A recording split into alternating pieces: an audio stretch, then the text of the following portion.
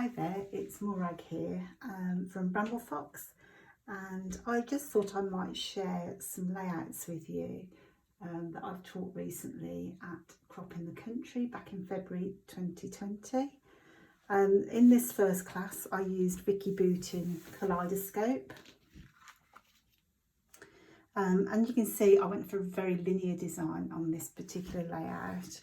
And I think this was my favourite one that I taught over the weekend. So I've gone for a vertical design, and I just used some pattern papers. Actually, the story behind this was I'd ordered my materials and ordered the wrong thing, so we ended up with slightly less than I imagined.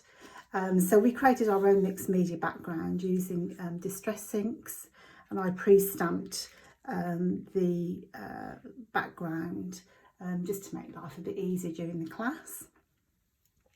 But this particular design, we've gone for two photos. So I'll try and make classes that are very adaptable. So if you don't have the same size photos or different orientation, then it's easy to adapt. So you could easily switch those around to portrait photos if you wanted to.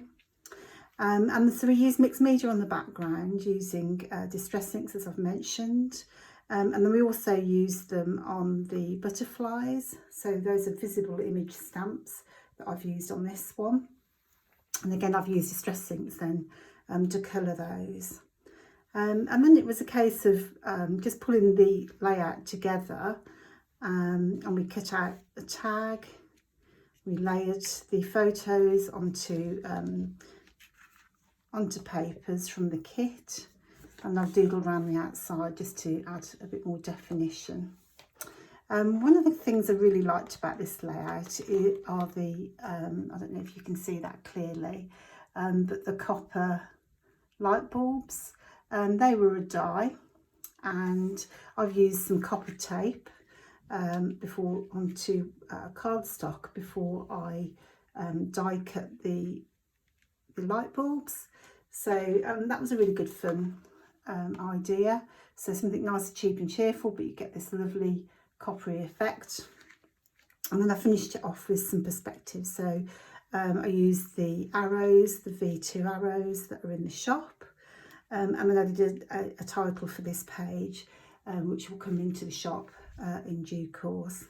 So I really love this layout. As I say, it was really popular and did sell out, so I think everyone enjoyed taking part in the class as well. For my next layout,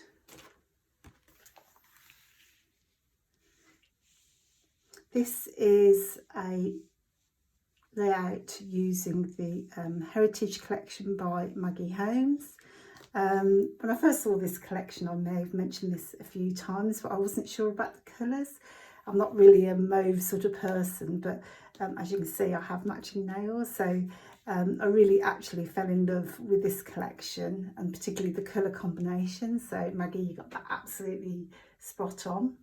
And we fussy cut the little elements out at the top here. So you can see there, we fussy cut this out of some pattern paper. And then you can see I cut the camera, added a little strap, and same with the handbag. So I made a little handbag, added a strap there, and it's just a really nice fun way of adding some a quirky detail to a layout.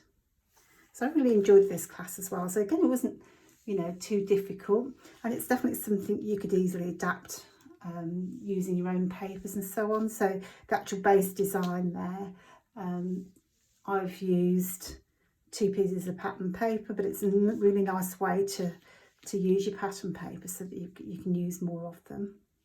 Absolutely adore that one. And again, the perspectives are in the shop at Bramble Fox.